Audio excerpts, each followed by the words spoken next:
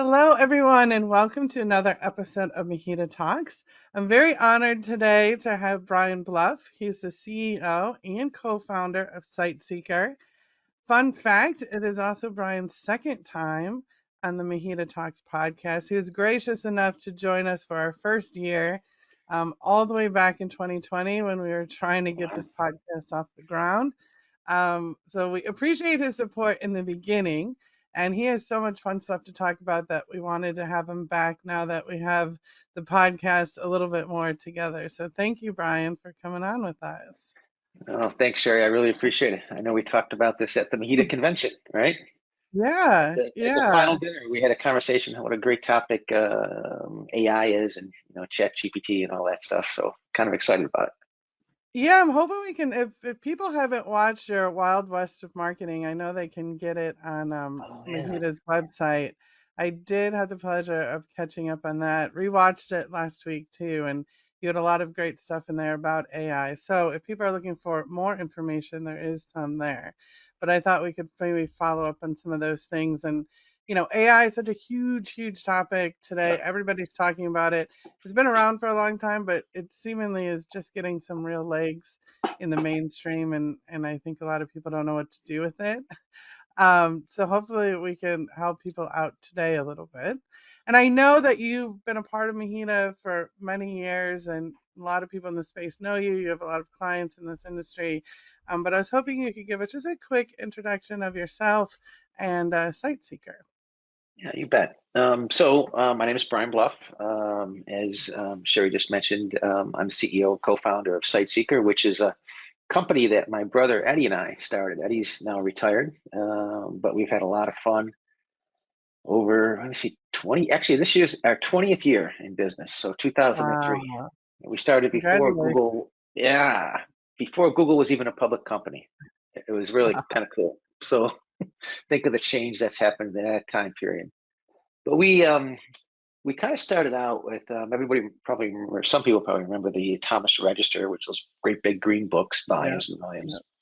So we had territories in Thomas, and we were trying to help our manufacturer and distributor clients market themselves in a time when websites were just becoming a reality. So it's been a really great ride, and so we've always stuck with B2B, and we were introduced to Liz through Nate Andrews over at Morris Manufacturing. I think like 10, 12 years ago, 10, 12 years ago, or something like that, and we were invited to come down and speak.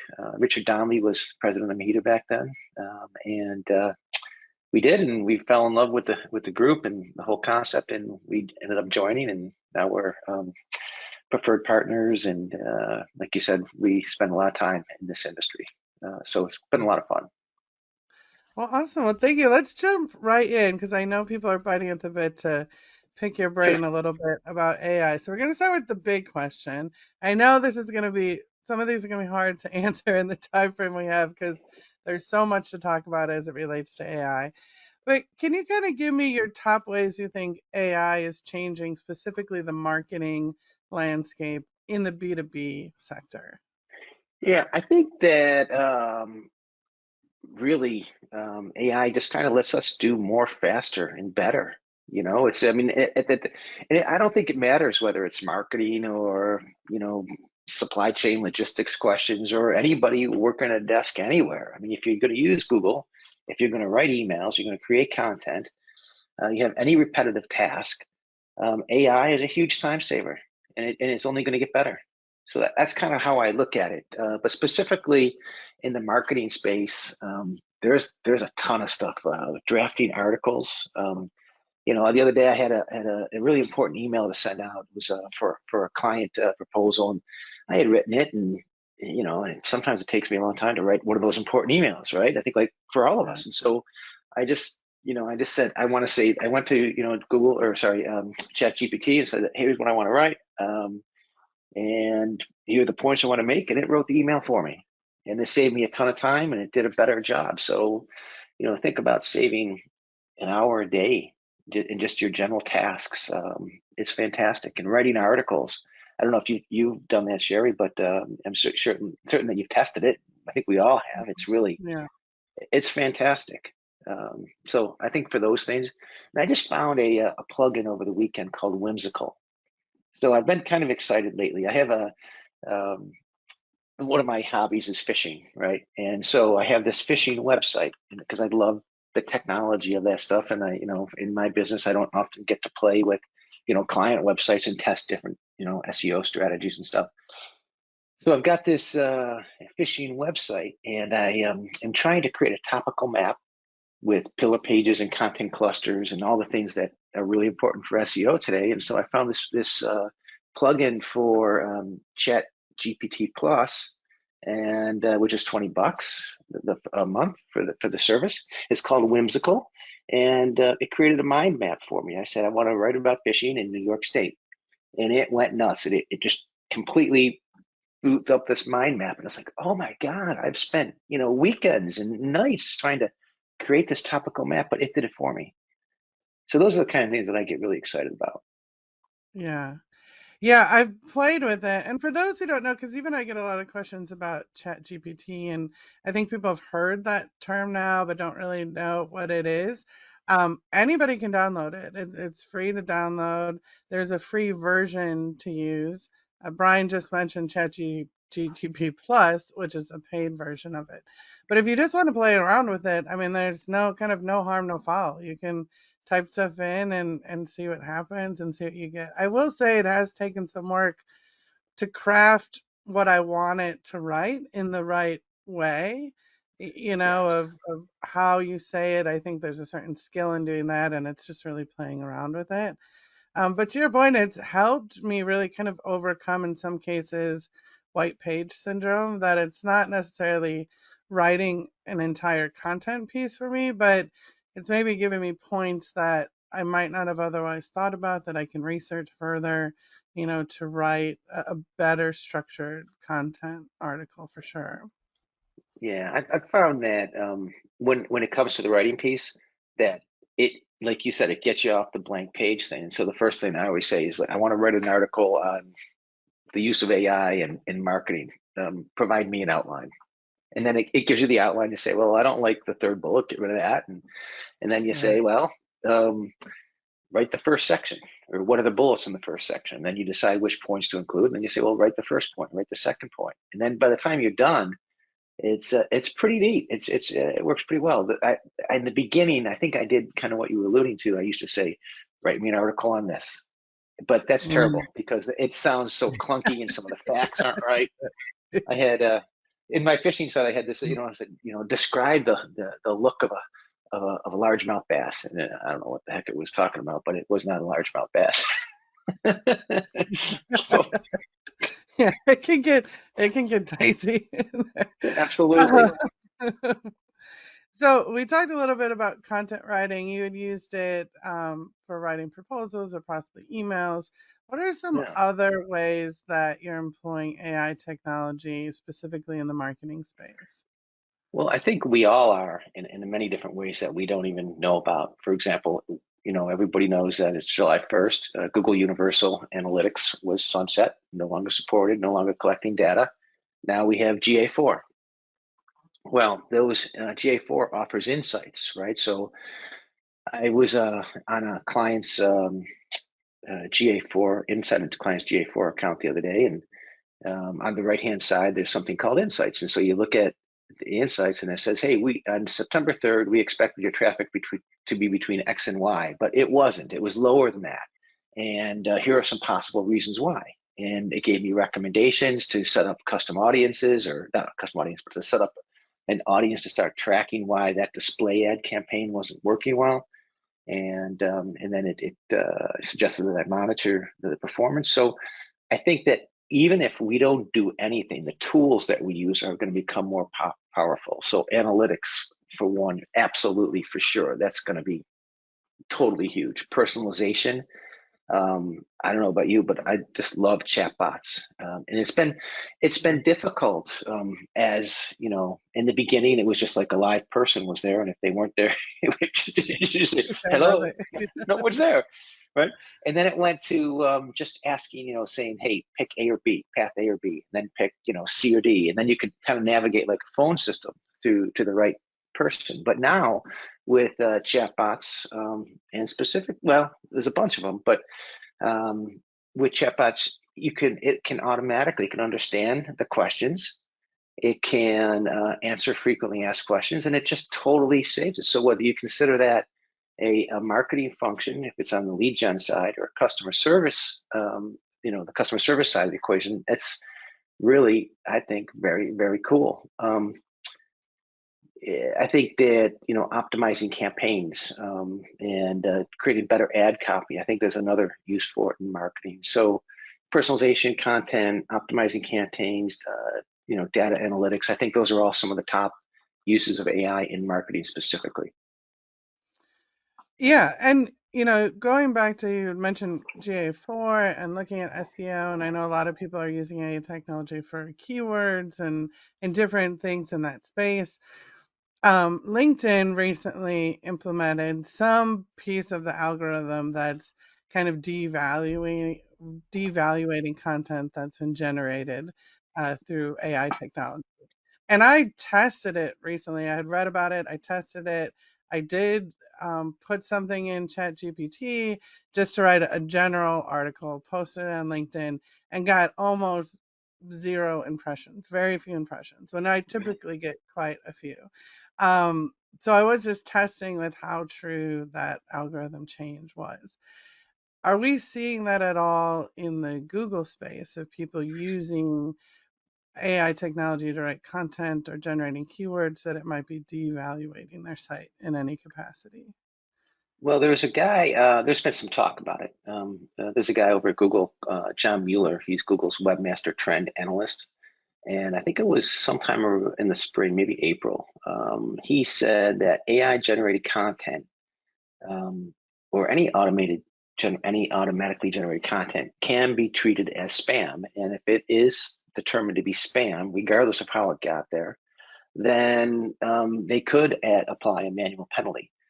However, there's been no formal statement from them yet. And if you think about how Google works, they reward great content. So if you take the approach, this is just my opinion, but if you take the approach that I mentioned before, say, hey, give me an outline. Here are the 4 points. Expand this point. Don't talk about that point. Yeah. And you fact check as you go along, then you can cut the time of creating content in half and still have an article that is so much better than you can create by yourself. So, another couple of things that I do as well is I've also, particularly for the phishing site, I do this quite a bit. So I'll write an article, and then I'll go ahead and run it through, Copyscape Premium. And so with Copyscape, you can look for, it's a plagiarism checking tool. So you can go ahead and run through there and say, does this content exist anyplace else on the web? No, it doesn't. Grammarly's got a similar service, and it doesn't. There are a lot of services out there that recommend that you be transparent and you say, hey, that this was built, or written with AI, but I don't think I'd do that. And I've not seen any evidence at all, besides hearing stories like you just mentioned. So that's scary, right? But I've not seen it, and I'm not experienced it, certainly. So I think it's just Mhm. how you use the tool. If you're careful, it's like anything. If you write junk, if you just copy and paste a bunch of, disjointed paragraphs together, it's going to be a crummy article, and it's going to be considered spam, and it could be manually penalized. But if you take your time and just use the tool as a research assistant, then I think you're pretty darn safe. Yeah, I think with anything, I mean, there's benefits and pitfalls within any technology, and Yeah, understanding how the technology works and really reading the content beforehand to make sure that it was accurate. Because just totally. because it says that that's true, that doesn't mean that it's true. And I think that speaks to some of the pitfalls in AI. Have you seen any other pitfalls that people have experienced using AI technology? Well, I think I know what, I haven't experienced any, but I do know that people are concerned about privacy, right? Privacy issues, transparency, dependency, the loss of, I've heard someone say, oh, the younger kids aren't going to know how to write anymore and stuff like that.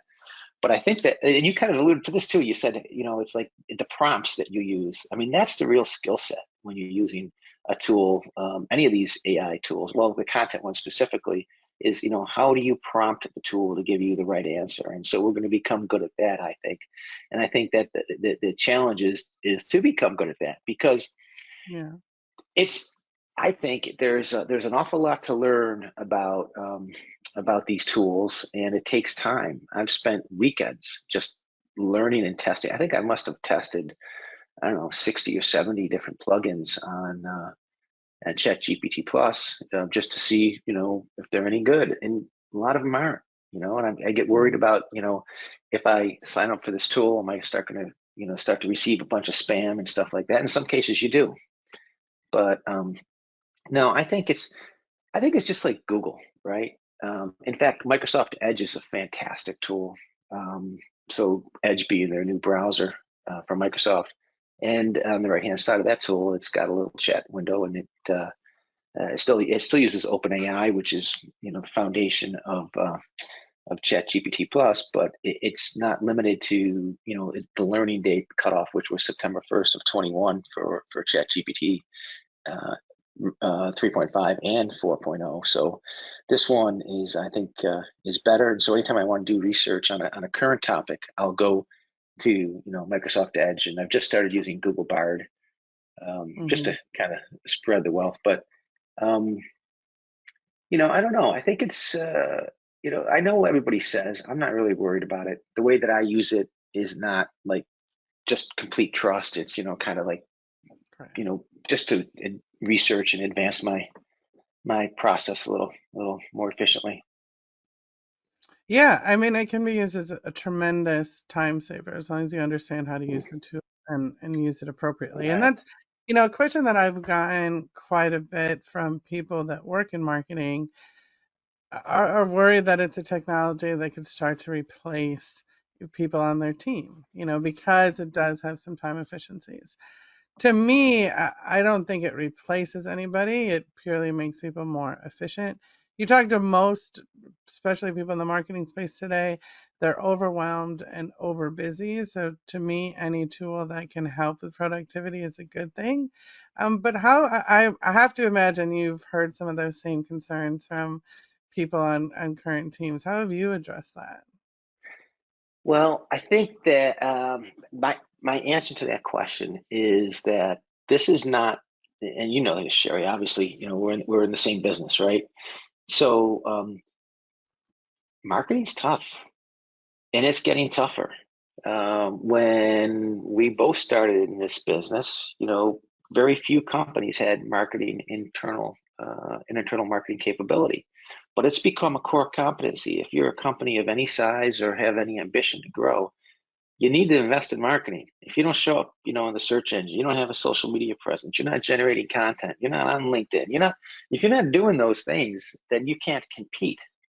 And the way to compete more effectively today is by using these tools. So marketers are going to have to do more using these tools than they were before. Could there be people that the jobs are displaced? I think with every technology, that the description or the definition of the jobs that are required will change. But I think there's going to be more work for marketers. I mean, what's going to happen to Google, right? I mean, are we still going to see the blue links? Is it going to be, or is it going to be like Microsoft Edge? I mean, they've at least, put a stake in the ground when you go there, and yes, you still get the Bing search results, but on the side, you have the ability to query and go through different, go dig deeper into those results. Now they do give you, blue underlined text, but you don't need to Hmm. click on it anymore. So, in fact, I heard the statistic the other day. So remember when People Also Ask came out, right? Those questions and all the other search snippets. Well, when those came out, people doing a search and then leaving Google to go to a website dropped by about 20%, right? About 20%. Imagine that. But those were questions that could be answered with a simple statement, or by one or two sentences. So I'll bet you that more people will be more sticky on the search engines minimally. And so I think that means that we all have to build better websites, describe our offering in more detail, and position ourselves to be the ones that are coming up. And people also asked, or in the um, AI returned results. I think we need to become the experts in that. And the only way you're going to do that is with great content. So Agreed. Agreed. even That's such a just good. even just studying that and trying to keep on top of it, it's going to be that's a job in itself. Yeah, I think marketing teams are eventually just going to have a person that their job is to manage some of the AI technologies. Totally. That's their job. Yeah. I think it's a new role.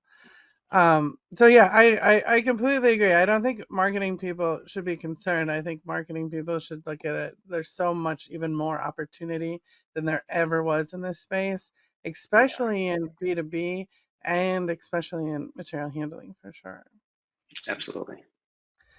So we've kind of thrown around some different terms, some different tools. If you had to break it down, what's your top 5 AI tools that you use today? Well, I think Chat GPT plus. And again, I really didn't see. They say that that's much more powerful and more accurate than. And I misspoke before when I said 3.5. 3.5 was the interim between 3.0 and 4.0, which is the basis of Chat GPT plus.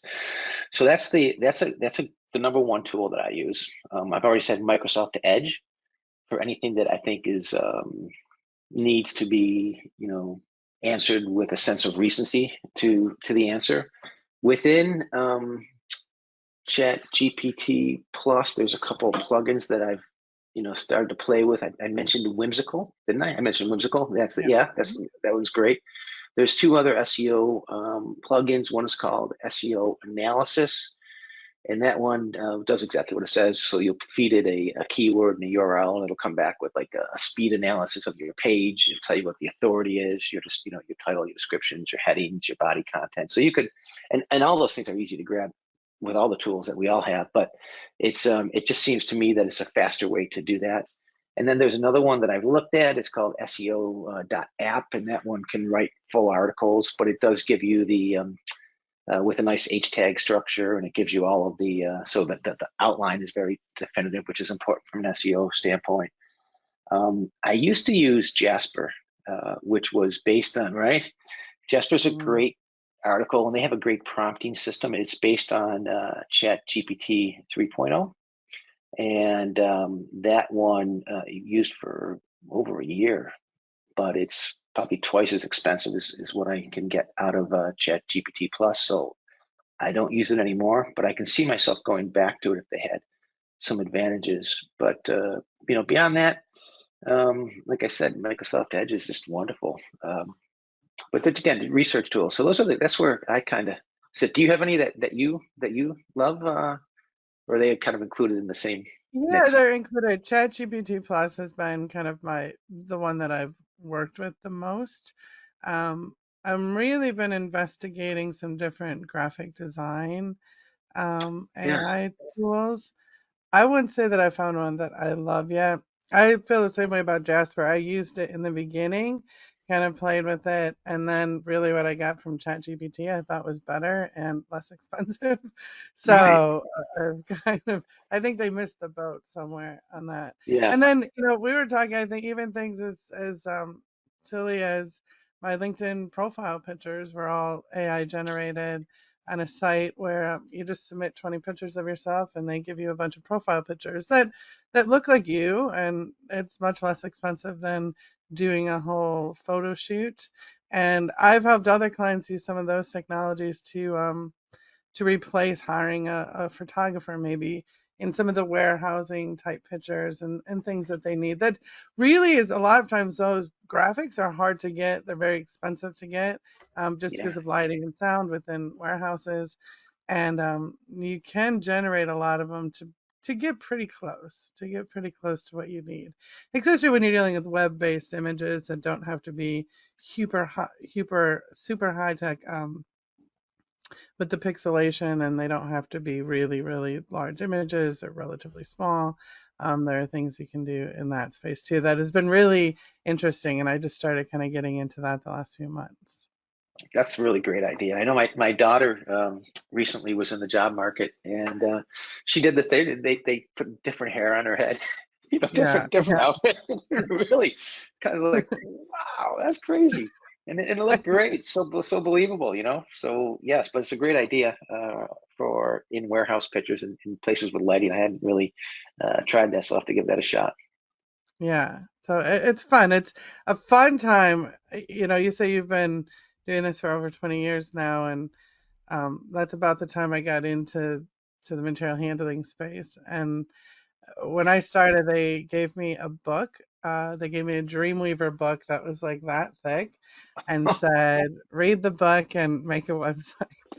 And, I think at the time they were spending almost $100,000 on Yellow Page ads, and only spent the $50 for the book on the website. So it's Oh very, my gosh. a Yeah. relatively short amount of time, the world has changed very significantly for most of us in Oh, a fun definitely. way. And I think it's going to continue to go that way for sure. So it's an exciting time to be here. Absolutely. So, Brian, I know you've been through this once before, so you're familiar with our lightning round. I Oh boy. have to warn you, though, because it's your second time, I felt implored to make it a little bit more challenging. Oh my gosh. So, Okay. I know, I know. Are you ready to enter our lightning round? I think so. Let's give it All a right, shot. here we go. It's Monday. We're recording this on a Monday, so let's see how fresh you are for the weekend. Um, what were you afraid of as a child? Girls. That's a good I one. remember walking up the steps of my grammar school, and all the girls on the top step, and I fell flat on my face. What item is worth spending more money on? Tools. Any Tool? tool. Yeah, absolutely. I think they're an investment. I like to build things. What never fails to make you laugh? Um, I guess my grandkids. Yeah, they're always crack me up. They're the funniest answers for different things. I know I get some of my best content from children because they Yeah, have great ideas. What is your go-to karaoke song? I don't have one. You don't. Listen, Everyone has a no, go-to. no. So I told my grandkids this. When I went to grammar school, we had a choice. In fifth grade, they lined you up and they said you had to sing Do Re Mi or whatever. At the end of like Do, they said Altar Boy. And so if you did well, they said choir boy. So So I you're an altar. avoided like the plague. What's not a big deal to most people, but is torture to you? Oh God, mistakes grammatically. I hate it when I write an email and I check it again. Oh my God, it just drives me nuts. What subject would you be okay never learning about again? Oh gosh, philosophy. Give me a science. Any science, math. I love that. If you had to give someone a book to read, what book would it be? Oh my gosh, probably a sales book. What's the, oh gosh, Good to Great's a good book. I like that a lot. Yeah, probably that. Would you rather go to a concert or a sporting event? Sporting event, hands down. If you could teleport right now, where would you go? I would probably go maybe Ireland. I went to a great place when I was in the Navy. Great restaurant. I'd like to go back there someday. I'm hoping teleporting comes out soon. I think Yeah, that right? I hope. What's one thing about you that most people don't know? I'm kind of an introvert, really. I mean, for a marketing guy, I'd much rather, you know, spend the weekend like yesterday. Honestly, I spent about 5 hours just researching different subjects online that I was interested in. Sunday, it's sunny out, and like, well, let's go to the beach. Let's do it. No, go ahead. Ah, I'd rather learn stuff. Well, Brian, congratulations. You have now made it through your second lightning round. So thank you for that. Thank Um, you. there's so much more to talk about as it relates to AI and especially as it relates to marketing. We'll definitely have to follow up on this conversation because I think it's a topic a lot of people are confused about because there's so much information and it's so new and there aren't a lot of experts out there that are easily Absolutely. accessible. Um, so we'll have to do this again and follow up on the conversation. But is there anything you would like to leave our MHEDA Talks listeners with? Well, I guess as it relates to AI, I would just say, listen, you got to dive in. I mean, not doing this is nuts. I mean, you can't pull the blinders down. It's a competitive advantage. Every company needs to embrace it, at least to the point where you figure out what you don't want to do, right? But you have to try it and figure it out. And I guess the second thing is I just like to thank you, Sherry. I know you give so much to MHEDA and you're such a great resource. I appreciate every time I talk to you. I enjoy it and really enjoy being on the show. Thank you. Well, I appreciate that so much, Brian, and I've learned so much from the webinars and from talking to you guys. You guys have been a great supporter of marketing within the material handling industry, and I leaned on your stuff a lot, especially when I work for a distributor. So thank you. Thank you for all you guys do as well. And thank you for giving your time to be on this podcast. Hopefully, we'll see each other soon. I hope so. Yeah. Have a great day. Thank you. All right, sir. Thank you. And this is MHEDA Talks. We'll see you again next time.